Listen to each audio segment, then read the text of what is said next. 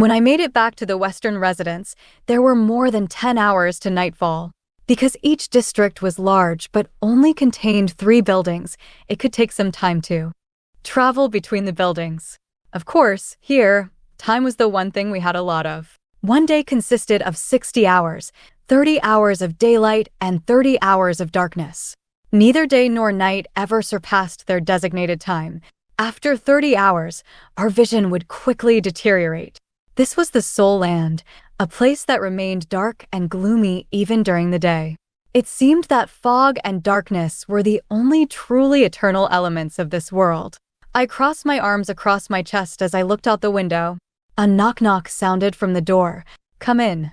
I heard my voice sound, clearly and coldly. I turned to the door and saw Old Man Fan, Rahima, Zishan, and also the marketplace supervisor, Irich. I frowned. Old Man Fan was the first person I encountered in the Soul Land, the Crownless Elder. Upon becoming the Western commander, I appointed him as the residence supervisor. I appointed Rahima as the supervisor of the academy. Although she had the same title as Irich and Old Man Fan, in practice, she was effectively my co-commander. Since I neglected both big and small tasks, she had to take on those responsibilities. I frowned as I looked at Old Man Fan's goopy, still crownless head. Why did this old man like this chopped-off Hannibal style so much? In a bit, I'm going to head over to the Eastern District before the district lines activate. In other words, I will be staying overnight in the Eastern District. I looked at the 60-hour watch on my wrist. 10 more hours left. If I ran at my fastest pace, I'd arrive at the Eastern District just in time, so there was no chance I'd be able to return tonight. You're all aware that this is the first time, since I became the commander, that I'll be leaving the Western District for the night. While most people wouldn't dare kill a district commander, there will always be some level of danger. So, while I'm gone, watch over this place well.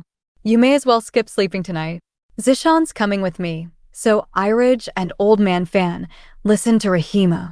Irich appeared to be a 27 to 28-year-old man. He always wore a suit and a pair of black-rimmed glasses. They say that while he was alive, he was a very intelligent scholar with a doctorate degree. After his death, he was still very enthusiastic about scientific research. I appreciated how he looked like an ordinary person and how gentlemanly his mannerisms were. He was also very capable, keeping the marketplace neat and tidy. Go with an easy mind. Leave this place to us. Irich bowed to me. In comparison, Old Man Fan looked at me with misty eyes. Sister Adane, be careful. You're like a granddaughter to me. As he spoke, tears actually fell down his face. Oh, the blasted old man. Seriously disgusted, I actually made an effort to roll my eyes. Leave this place to us. Don't let any of the residents find out about your leaving the district, or it will just incite panic, Rahima told me. I nodded. Don't worry, I'll take care of it. I pulled my bow onto my back. Get rid of your appearance. You've already used your mental force 4 times today, and you'll have to use it again when you're running. Together with the mental force you consumed during the day, you'll only have 47 mental force left, and it won't replenish until after the 30 hours of night.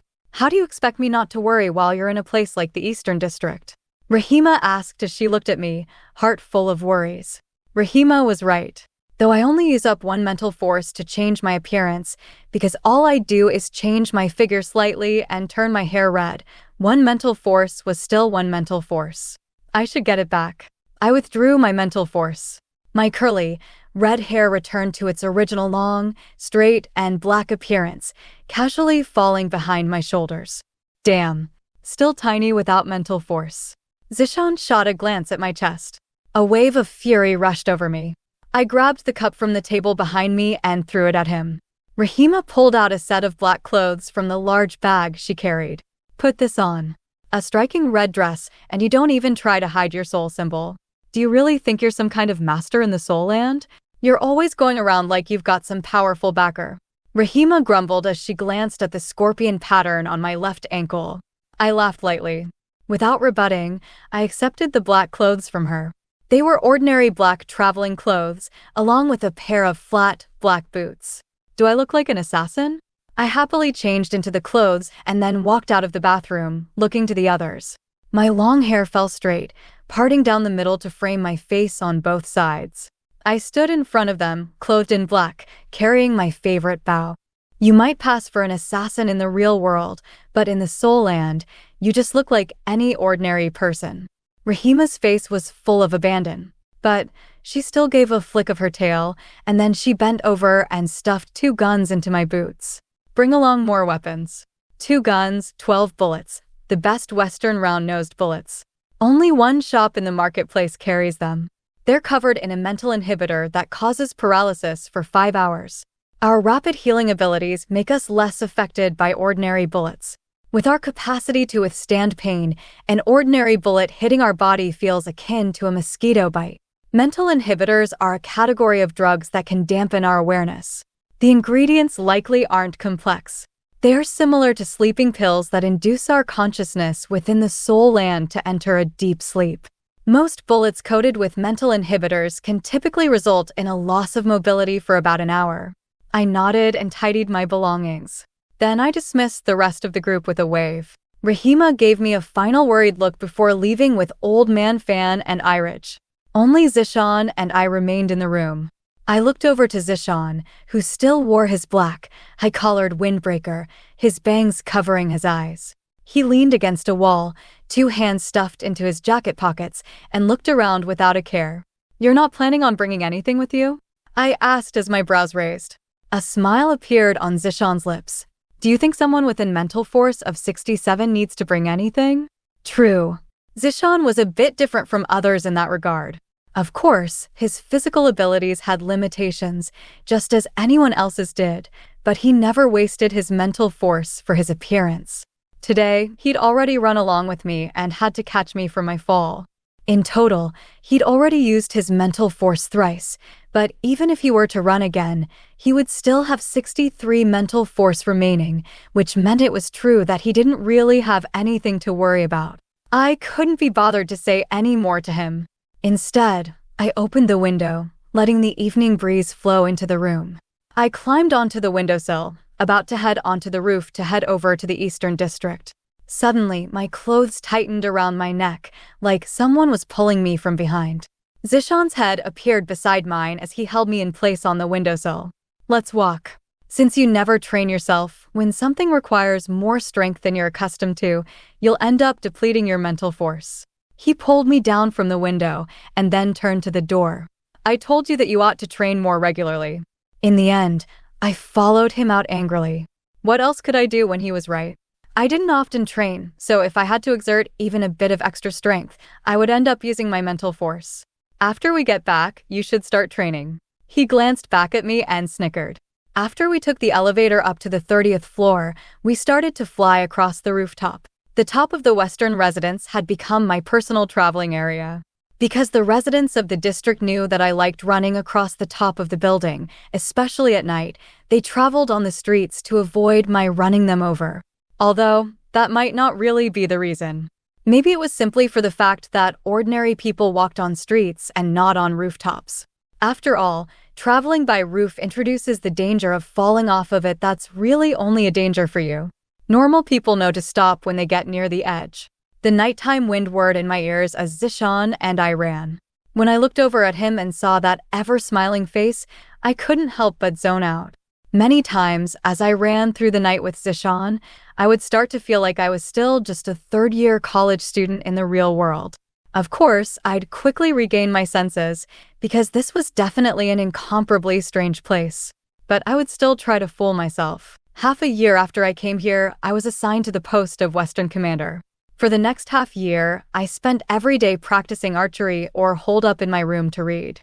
Aside from those things, I rarely did much else. It's not that I had no desire to find my soul native. I just simply didn't know how. Even though some people would use violence to force others to reveal their soul symbols, you couldn't really just look at other people's symbols at your whim. Still, we quickly realized that in this place, soul symbols didn't repeat. Slowly, people grew accustomed to life here. Life was much the same in the real world anyway, but at least in this place, there were no societal pressures. And so, everyone eventually gave up searching for their soul native. I didn't give up, but neither did I have the necessary courage. What I was nearly certain of was that my soul native wasn't in my district.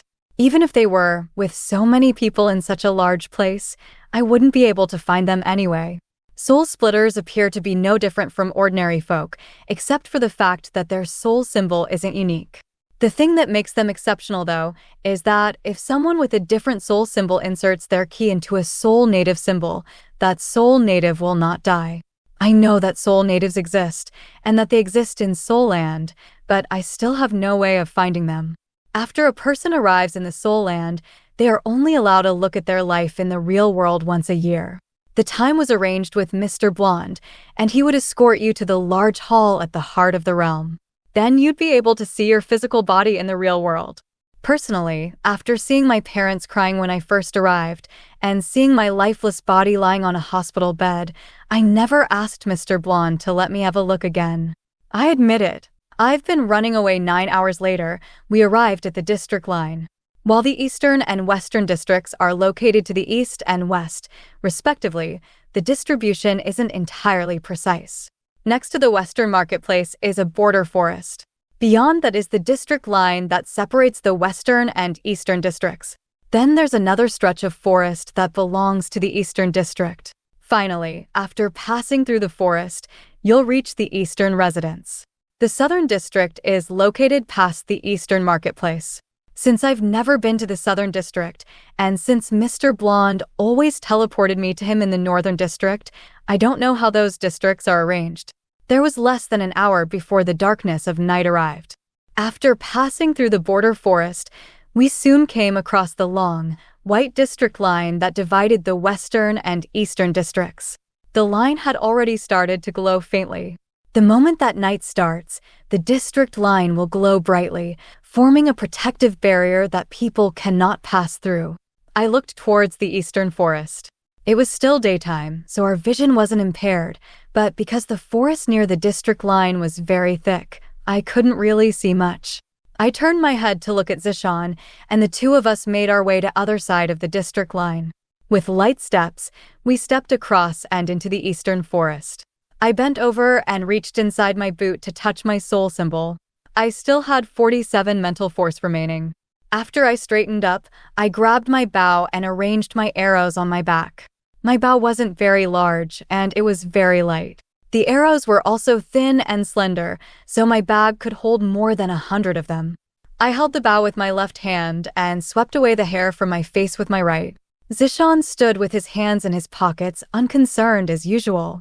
I'd rarely seen him engage in hand-to-hand combat, and of course, I don't know what kinds of weapons he might use. I didn't much care for his life, and in fact, I sometimes found myself looking forward to his death. I turned and looked at him coldly. Feeling my gaze on him, Zishan smiled. He looked at me with a pair of bright eyes before motioning for me to look ahead. We'd already passed through the forest. The eastern residence and the streets in front of it entered my line of sight. There were a lot of people on the street, but they weren't as I'd imagined. I'd thought that strange monsters would roam about the eastern district, and although there were many fantastic creatures, a lot of people also just looked human. The people here didn't look much different from the ones residing in the western district.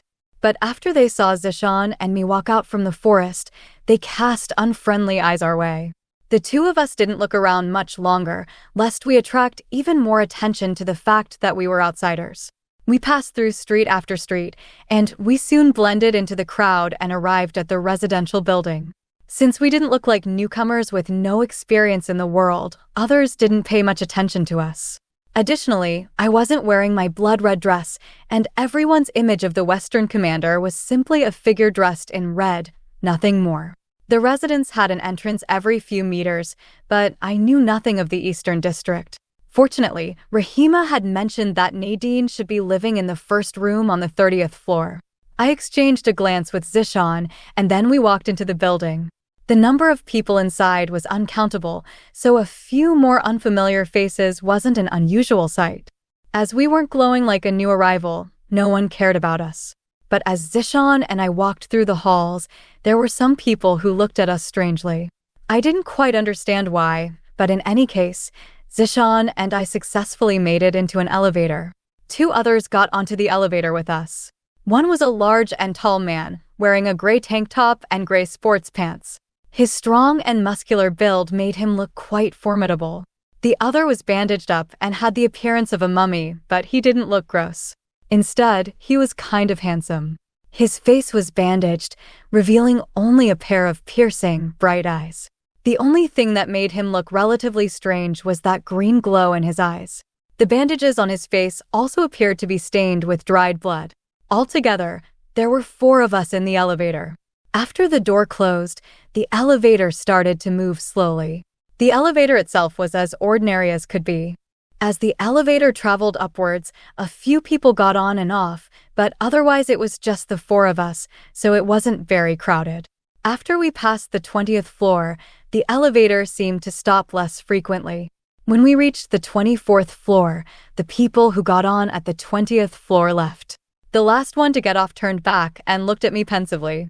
I found it a bit curious, so I turned to the 2 guys who had gotten on the elevator with us on the first floor. I hadn't been concerned at first, but after I looked them over, I started to feel uneasy. Because at some point, the 2 of them had started looking at me. When I looked them in the eyes, they both continued to stare me down without batting an eyelash. I didn't know what to do, and then the elevator suddenly stopped with a crunch. What was going on? This didn't seem to be an ordinary stop. I frowned as I checked the display. 27th floor. The elevator had suddenly stopped, but the doors hadn't opened. I knew something wasn't right, so I quietly grabbed my bow. The muscular man standing closest to the elevator button suddenly said, "You guys aren't from here." My hand tightened on my bow, and I responded calmly, "How could you tell?" The muscular man chuckled. His face twisted a bit, and it looked both like he was and wasn't laughing at the same time. Because everyone in the Eastern District knows that floors 27 to 29 are reserved for S-Clan officials ranked C and higher. Ordinarily, elevators will stop at the 27th floor, but even at the 26th floor, the 2 of you didn't look like you planned on getting off. You're not wearing anything that indicates that you're an S-Clan official, which means that you must be from a different district with no understanding of our rules. Since you 2 also haven't gotten off yet, that must mean that you live on the 27th floor or higher. So, why don't you guys have any ID that suggests you're part of S-Clan? I didn't panic. The mummy suddenly laughed. Every member of S-Clan wears contact lenses made from a special material. We have an S mark on the left side of our face that only someone wearing the contacts can see. No wonder people had been looking at Zishan and me so strangely. Perhaps those people were part of S-Clan? But how did they know that I wasn't just another ordinary Eastern District resident? I'd heard of S-Clan. They were a group formed by and named for that strange woman, Jiao. The group was comprised of those who were loyal to her, and perhaps you might call them her fans. They say that S-Clan has 7 ranks, A through G. The closer to the start of the alphabet, the higher your ranking and abilities. I don't know all the specifics about the number of people in their clan, just that there are only 3 people ranked A and 7 ranked B. Eastern's Nadine is the most famous woman in all of the Soul Land, and I'd heard about her when I first arrived. I thought back to the first time I saw her. She wore a high school uniform and her hair was shoulder length with bangs. She looked like an obedient and good student, but the strange aura that emanated from her couldn't be hidden by that woman, Nadine. Every time I thought of her, the air around me grew cold. She rarely made appearances and she rarely spoke to anyone. Anywhere she went, there was always a group of people protecting her.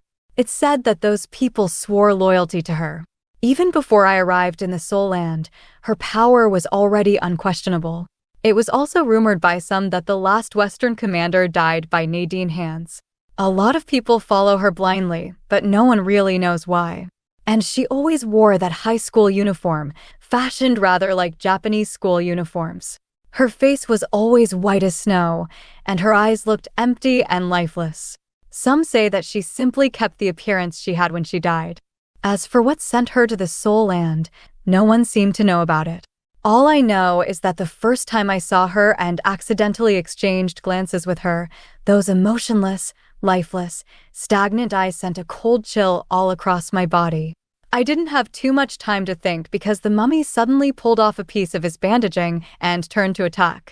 I didn't move because Zishan had already extended his left hand from his pocket and stopped the attack. Zishan wore a black glove on his hand. Well, he wore black gloves on both of his hands. He'd always been like that, never exposing any skin, always wrapped up from head to toe, like a dumpling. I'd always thought it was because he was scared of dying, so he wrapped himself up so as to not expose his soul symbol.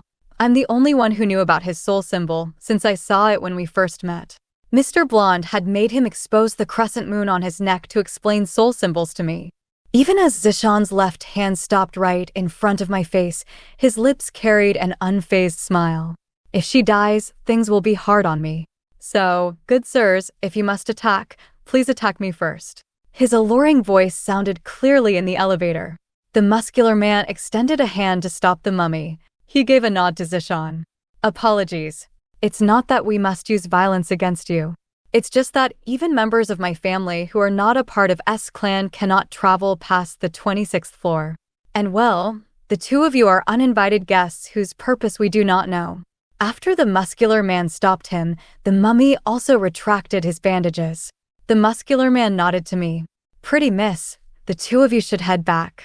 If you'd like to stay for a visit, we welcome you, but you cannot travel past this point. I'm here to see the Eastern Commander. Without loosening my grip on my bow, I looked at the muscular man. Glancing at the bow in my left hand, he finally nodded. It's a rare occasion for the Western Commander Adane to pay a visit to the Eastern District. It's obvious that you're here to see our commander, but without her agreement, I still cannot allow you to travel any further. Apologies, Ms. Adane. It wasn't strange that he could identify me. After all, not everyone is as oblivious to the world around them as I am.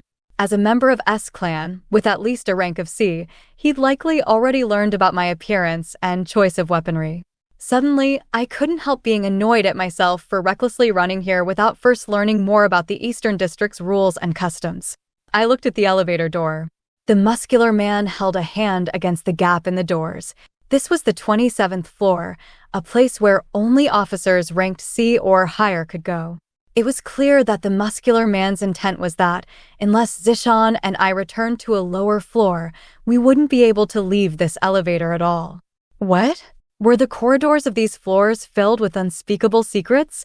I shot a charming smile at the muscular man. I stepped forward and raised my right hand to touch his toned right arm. His left hand was still holding down the elevator button. When he saw me move, the mummy pulled back his left leg and turned slightly to face me. At the same time, Zishan's left foot moved forward. Muscle Man didn't move, so I gave his arm a gentle rub. Since you know that I rarely pay visits, the fact that I'm here today means that there's a reason that I must see your commander. Even if you won't let me see her, I can't just let things slide like this. So, how about this? You tell me a way to meet your commander that doesn't put you in a tight spot. It's better than us resorting to violence, isn't it? After all, if we were to really fight, are you sure that you would win? I tilted my head and gave another pretty smile as I pulled back my hand. Muscle Man was silent a moment, and then he looked to me with bright eyes. Ms. Adane, let's do it this way. You and Mr. Zishan return to the 26th floor and wait. I'll report to the commander and have her make a decision. What do you think? I felt somewhat unhappy at this. We were both district commanders, so what was up with the air of arrogance? Fine, I'll be tolerant this time. We're on their turf after all. Sigh. I truly lacked the air of a commander. I always mixed with the other residents on the 13th floor. I spent half my day lying in bed like a paraplegic. It was no wonder that Mr. Blonde was angry with me. As I thought about this, Zishan and I were escorted out of the elevator. We stood in front of the elevator doors on the 26th floor, waiting for Muscle Man's return. After the elevator doors closed, I turned to look at Zishan. His carefree appearance seemed to have hit a limit. Perhaps he was tired because it was night, for he swayed slightly as he stood, as if he might fall asleep at any moment. I was about to scold him for being so leisurely while we were in enemy territory, when he suddenly laughed at something behind me. What is it? I started. Was there someone behind me? Even though my mental force wasn't very high, I was still pretty sensitive to my surroundings. Who could have gotten this close to me without my taking notice? I hated feeling weak and feeble. Face taut, I stubbornly refused to turn around. There's something I must report to you, but it didn't seem safe to do so in the confines of the Western District, so I followed you and the commander here. I was more than half an hour behind and only made it past the district line at the last minute, so I was only able to find you now. This voice sounded very familiar, so I immediately turned around. It was Irij. Irij was still dressed in a suit. He stood behind me, looking ever like a perfect gentleman.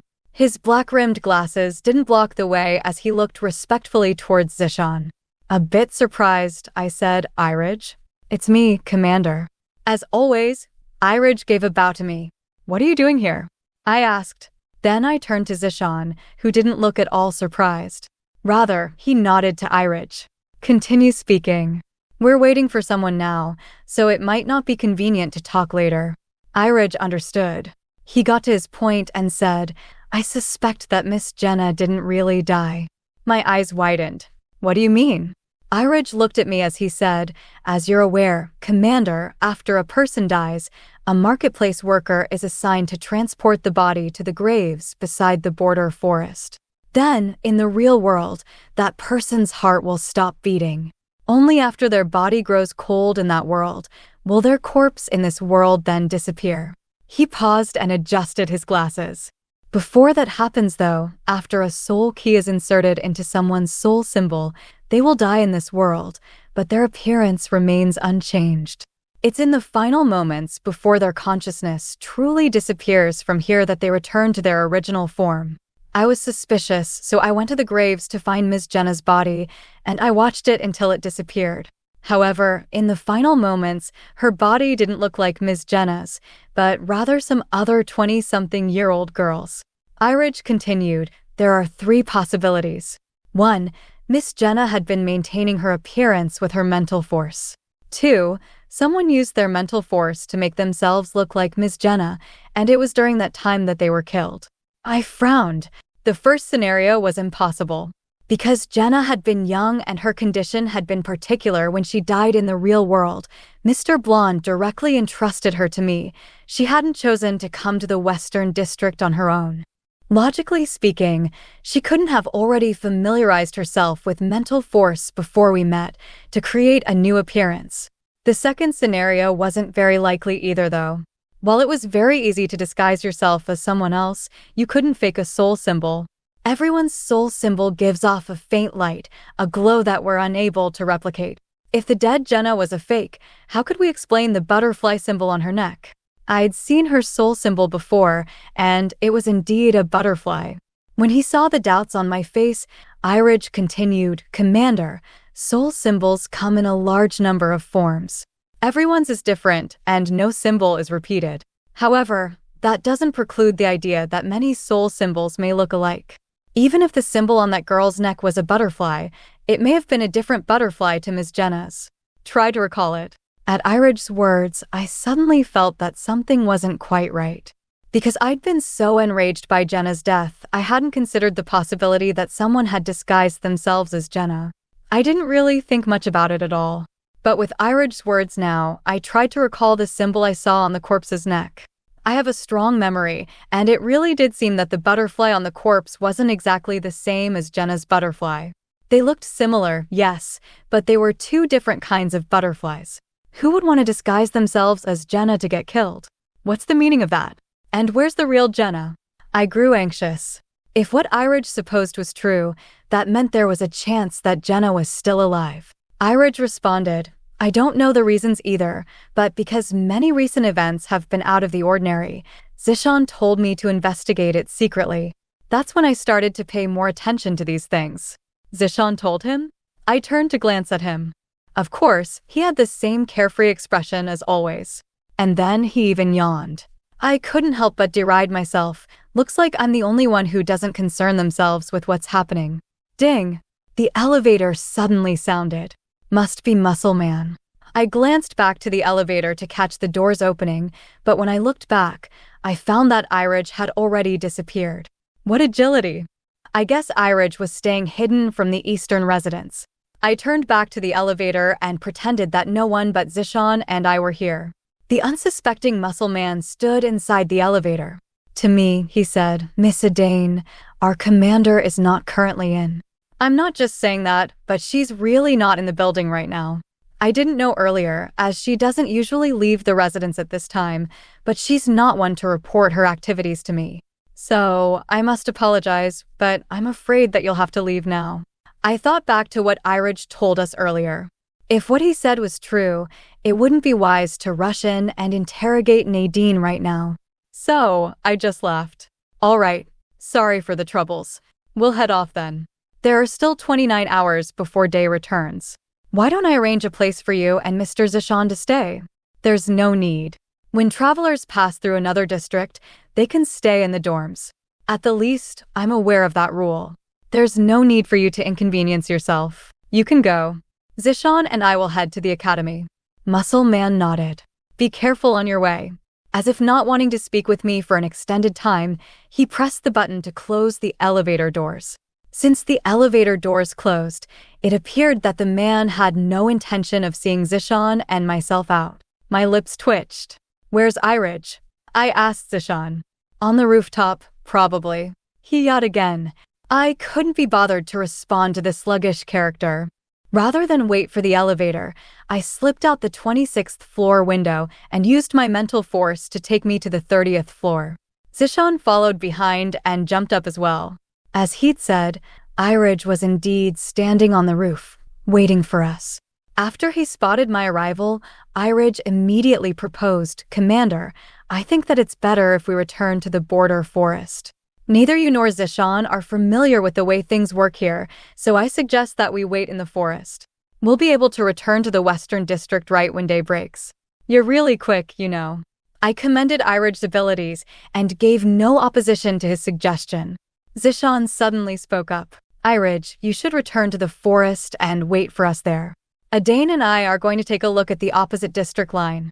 Before the sky lights up, we'll meet back up with you. If we haven't returned by then, you can head back first. Don't wait for us and proceed as usual." After listening, Iraj nodded. Then he turned away and seemed to vanish. Wow, he really listens to you well. I couldn't help sighing. Who told you to ignore all your duties? Zishan smiled lightly. But why are we going to the other district line? I asked with confusion. I suspect that we'll be able to meet Nadine there. Why? Zishan turned his head to the dark, night sky. It's rare for a commander to be absent from their residence during the night. In such a situation, it was likely that Nadine wasn't currently in the Eastern District at all. If she had traveled to the Western District, it's impossible that neither Iraj or Rahima noticed. So, my guess is that she went to the Southern District. If that's the case, why don't we wait for her at the district line? But if Jenna's not dead, I don't need to find her. No, whether or not Jenna is dead, you still have to meet with her, Zishan said. Why? I asked, confused. There haven't just been one or two strange occurrences in the Western District. You've simply remained blind to them. The bugs that covered the body that fell from the academy earlier carried a distinct scent. Just now, I just smelled that scent on the bandaged man we met, which means that Nadine must have had some involvement in the strange things happening in the Western District. Even if you don't plan on interrogating her, you should at least meet with her to see what her reaction is. You must know yourself and your enemy to be victorious in every battle. She's a legendary figure here, and yet, after you became the Western commander, you never once met with her. Do you think that's all right? I've never met Antonio either. I didn't sound at all confident in my retort. Zishan's senses were stronger than most people's. If he smelled something, then I wasn't going to doubt him. Antonio's an exception. He doesn't like outsiders. Zishan suddenly laughed. What, are you scared of Nadine? Who's scared? Fine, let's go. I clenched my teeth. You're a funny guy, huh? Who's scared? If we wanted to make it to the other end of the Eastern District, we would have to run for another 15 hours. But since Zishan's words made a lot of sense, I ended up running along just him towards the Eastern District's other district line. No matter the district, rooftops are the best for traveling. The path was completely devoid of any other people. When we arrived at the border forest, there were still 10 hours left before day. I jumped up onto a tree and rested on a branch, planning to sleep for a bit. I didn't hear anything from Zishan, so I glanced down at the ground. What I saw made me laugh so hard I nearly peed my pants. Zishan was at a tree across from me, exhausting himself as he tried to climb up a tree. While his tall, black-clothed figure didn't appear clumsy as he climbed, he did sort of look like a silly monkey all the same. "Monkey, do you have enough bananas?" Zishan continued to climb diligently, but his voice carried the same carefree quality as before. "This is to conserve my mental force, okay? Oh, please. When the light of day hits tomorrow, our mental force will be replenished. We're in the Eastern District right now. What if someone tries to ambush us? It's never a bad idea to be a bit cautious." I laughed at his going to such efforts. Then I put my arms behind my head and looked up at the night sky. It had always just been a whole bunch of darkness, without any stars or lights. There's nothing that illuminates the night here, unless you count fluorescent lamps. The only reason we could see at night now was because of our visibility radius. In this forest, my visibility radius currently extends about 10 meters around me, which I feel is quite sufficient. If it were pitch black in the real world, forget 10 meters, I wouldn't even be able to see my hands. Despite the fact that in this world, we're stronger than in the real world, I greatly missed living the life of an ordinary person. People have always been like this. We have these expectations of setting ourselves apart, but when we're truly different from everyone else, when we cannot be accepted by them, all we feel is loneliness. It feels asking for normalcy is some kind of extravagant demand. It's a feeling of sadness, and I've always preferred to avoid that sadness. So, I decided to distract myself by starting a conversation with Zishan. I asked quietly, "So, what kind of personality defect did you have?" While Zishan was alive, he'd suffered from deficient personality disorder, which is said to be a pretty rare disorder. It's because of his unusual illness that he became involved with my second identity.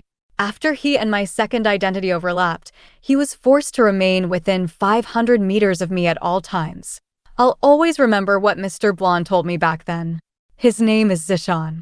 He and you just happen to be complemented. It's rare for someone with multiple identities to arrive in Soul Land because they have two conscious existences, which makes it less likely that both of those will be caught and brought here. But you were the lucky one in 10,000. Because your second identity resonated with Zishan at some point, your identity overlapped and filled in what Zishan was missing. In other words, someone with too much dropped a bit, and that bit was picked up by someone who was missing a bit.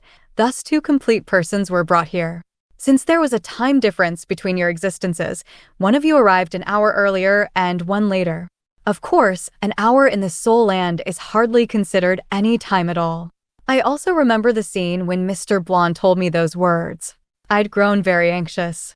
I pointed at Zishan and asked Mr. Blonde, "What you're saying is that my second identity lives within him now?" That's not entirely correct. You can think of it that way, but Zishan is still Zishan, not your second identity.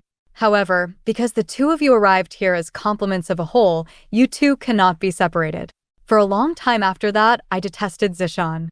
Even now, I still hate him because I suspect that the one who killed the person I loved was now a part of him. It's because of this unusual relationship that the two of us must always remain within 500 meters of the other. Once the distance between us passed 500 meters, neither of us would be able to move if the other didn't follow and cooperate. But this tethering bond between us didn't make me like him anymore. I still hated him, even though I knew that I didn't have any real reasons to. In the end, the person who killed my beloved wasn't him, but me. Maybe I'm just being selfish. I can't hate myself, or rather, the hate I have for myself can never surpass the guilt and pain I feel. So, I chose to hate him. Zishan's quiet voice cut into my thoughts. "You're that interested in my past? You should at least wait until we live past tonight to ask." When he said that, I grew alert. I quickly sat up on the branch and reached for the bough on my left shoulder. I looked around, and then I suddenly felt a prickling sensation on my face, like something was sweeping past it. I turned my head up. Ah! I couldn't help screaming at the scene above me, but my body remained still, only swaying ever so slightly. There was a woman looking down at me from above my head, and her hair swept across my face. Screaming had just been a subconscious reactional habit that I retained from being alive. I soon calmed down and tried to make sense of what I was seeing. There was a woman sitting on a branch above mine, and after I took a good look at her face, I realized I recognized it. I couldn't not recognize her. That pale, white face and that pair of large, dark, and empty eyes. Unless you had amnesia, You wouldn't forget that face after you saw it once. I steadied myself and then leaned up against the tree trunk. My left hand was holding my bow as my right hand held onto the tree. I put some distance between our faces, but she didn't move, her expression blank. With a charming laugh, I said, "Nadine, I am a Dane." Her soulless eyes suddenly quivered slightly. Just slightly. "What are you doing in the Eastern District?" This was the first time I'd heard her speak. In the past, I'd only seen her from afar, never face to face. Her voice didn't sound at all like I'd expected. It was strange and thick, a bit coarse, but not entirely unpleasant. It had a womanly appeal to it. Suddenly, I couldn't come up with a response, so I ended up saying, "I came to hang out with you. Exchange our feelings and the like." Just as I spoke, I heard Zishan's mocking laughter. I couldn't help turning to his tree to send a glare his way. But after I looked that way, I saw 3 white-robed people. They wore conical hats that hid their faces as they floated in the air behind Zishan. According to Zishan, floating in the air required 30 mental force. In that case, these people must have had at least 40 mental force, though likely more than that. I started to panic a bit and I couldn't help look to Zishan. But he wasn't looking at me. Instead, his gaze was fixed on the girl above my head. I started winking energetically at him to signal the danger at his back. No matter the effort I put in though, Zishan's eyes were still glued to the demoness above me. I looked up, and after seeing that Nadine was still looking at me intently, I turned back to Zishan and continued winking. I'd rather keep winking than look at this frightful woman. Zishan spared me a glance, but he did respond in his carefree tone, "Your eyes are going to start flying. Stop blinking." I'm aware of the 3 dear friends behind me. After he said that, I suddenly grew embarrassed. Nadine's rough voice sounded again. "Without my instruction, they won't make a move. Don't be scared." Who's scared? I couldn't help rolling my eyes in my head. I was completely aware that those 3 floating people were the so-called protectors that were never far from Nadine. No one had ever seen their real faces because they were always wearing those hats. Legend has it that they all look exactly the same because they're triplets. But who knew if that was true? I wasn't sure how strong the 3 of them were either. In the stories I'd heard, when Nadine was in great danger, her 3 A-rank guards were also present, so these 3 guys hadn't even needed to make a move. From the current situation, it seemed that, at the least, they weren't weak. My mind suddenly started to calculate the odds of my escaping if a fight were to really start up. Shouldn't you be calculating your odds of victory? Quit playing. How could it possibly be victorious in this kind of situation? But soon, my thoughts moved to another question. What was she doing out in the middle of the night? And didn't this mean that she hadn't gone to the Southern District as Zishan had predicted? As I was considering the different possibilities, Nadine jumped off the tree.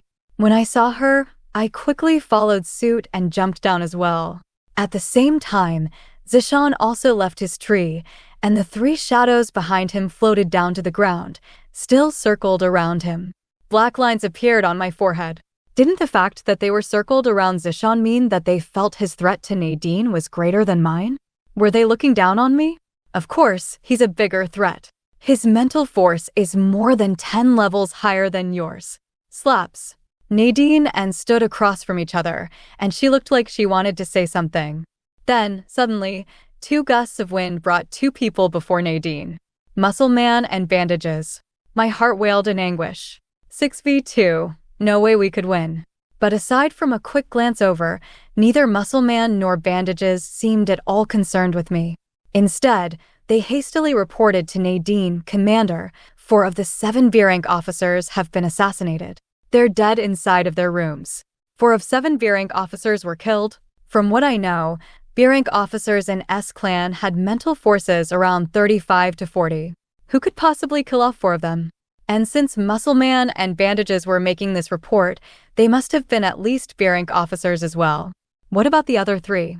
Nadine didn't sound panicked though. In fact, she didn't have much of a reaction at all, remaining emotionless.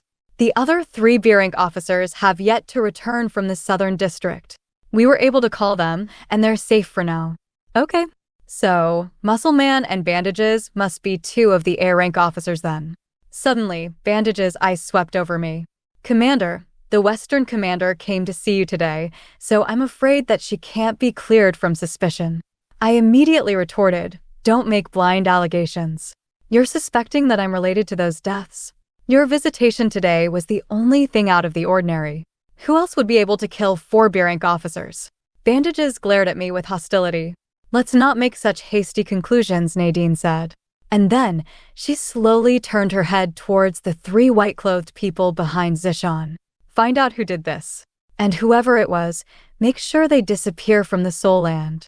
At her words, my hairs all stood on end. After hearing her order, the 3 white-robed figures vanished from my sight with a whoosh. Even though Nadine didn't seem to express any reaction to the death of 4 high-ranking officers, she must have felt angry and hurt. I may not understand her, but I do know one thing, that she had never before ordered the white robes to leave her side. Suddenly, a strange feeling slipped into my heart. I felt a sense of sadness from out of nowhere. I raised my head and looked at Nadine.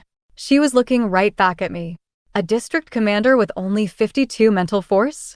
Mr. Blonde must have seen something in you, but what was it? Nadine's voice flit through the air, and in an instant, she appeared right next to me. She'd drawn her sword with her left hand. In an easy and light move, the blade swiped down at me. I quickly sidestepped, dodging the sword, as I grabbed my bow with my left hand. I pulled out an arrow and aimed at Nadine's left eye.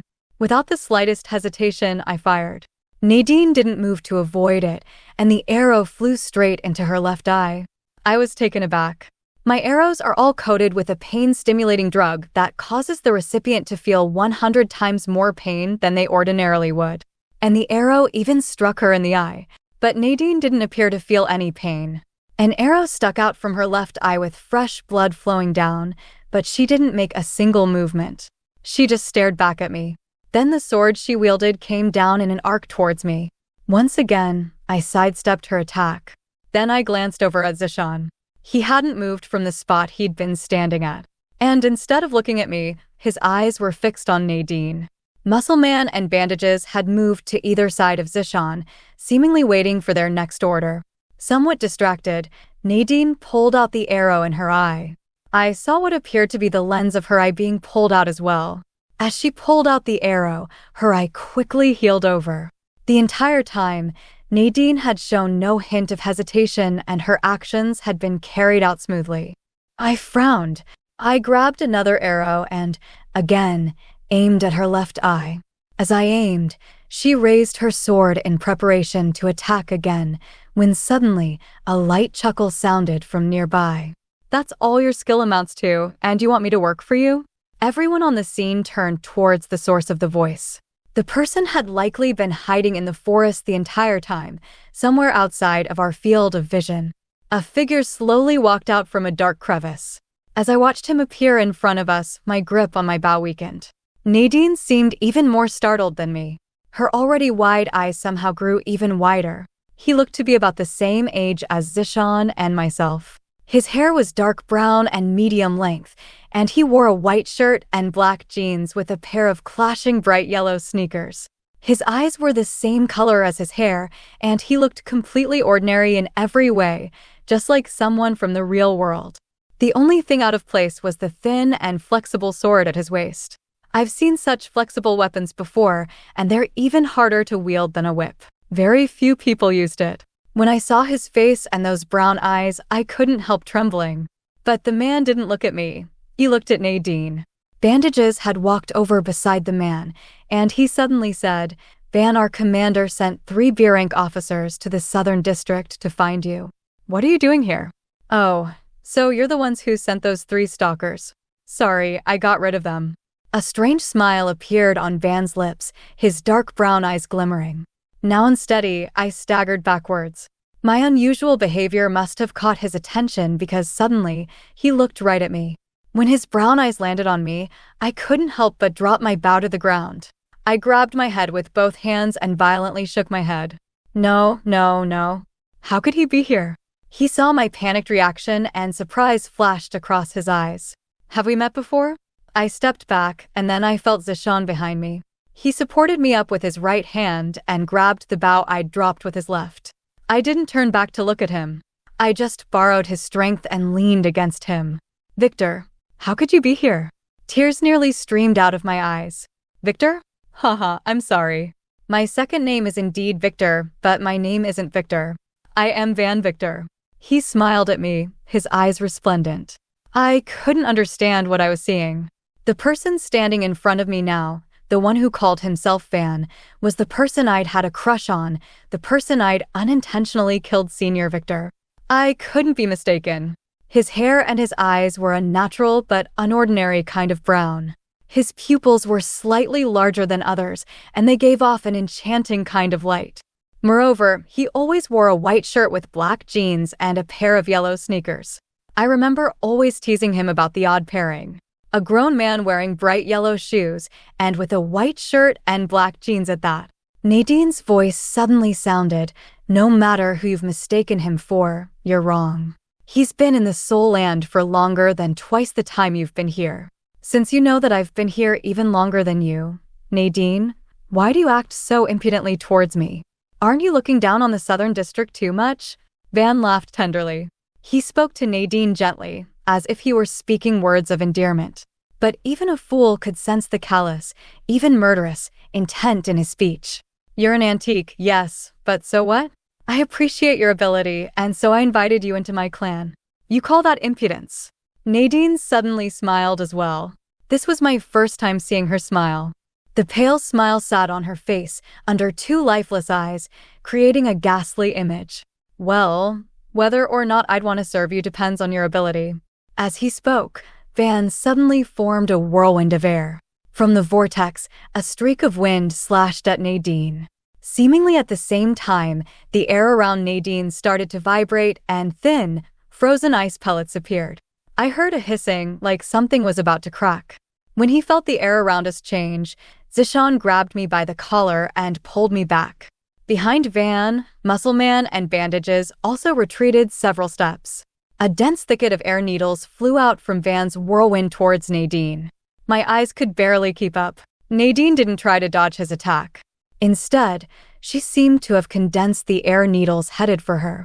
Almost like a pool of water shattering, the condensed air popped apart and disappeared. My heart trembled inside me. The two of them were so strong that they could even control the way air flowed. Van remained still. When he saw that Nadine had neutralized his attack without having to move a step, he suddenly laughed deviously and pulled out the dark sword at his waist. Nadine's expression tensed. She turned to Muscle Man and commanded, "Sidurgu, get him." The muscular man called Sidurgu immediately made a move. He extended his arms and grabbed Van. Van didn't turn back but simply said, "Steady." And Muscle Man suddenly stopped, frozen in place like a rock. Meanwhile, Van drew his long sword. Nadine glowered, and then the air around her started to contract again. I even felt my skin start to tighten.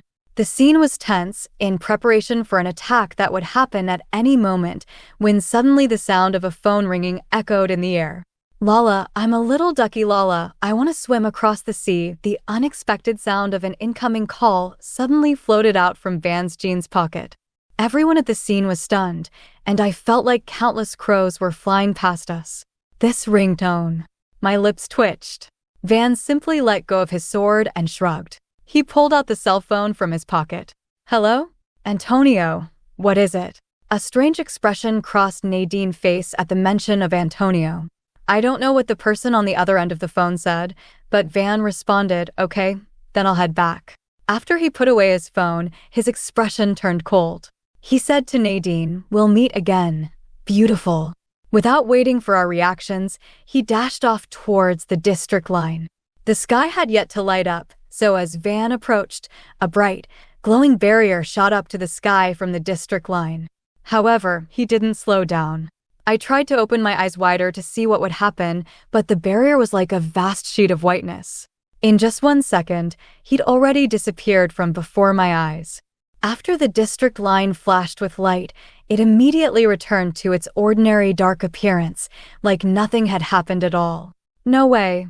No one can cross the district lines at night," I stammered. Nadine also frowned. She continued to stare in the direction that Van disappeared in.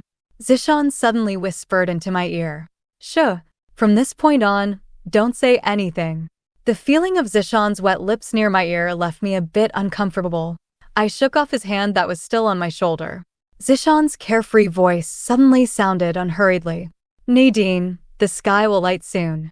Why don't we all return to our own bases? As for your dead clan members, if you're interested in investigating, you're welcome to the Western District anytime.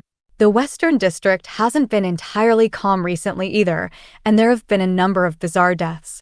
I hope that we can keep in touch, as I suspect our goals may be the same. Nadine turned to Zishan. After a moment, she said to the muscular man, Sidurgu, and the bandaged man, Sidurgu, Muli, let's return. So, the bandaged man was called Muli. What a strange name.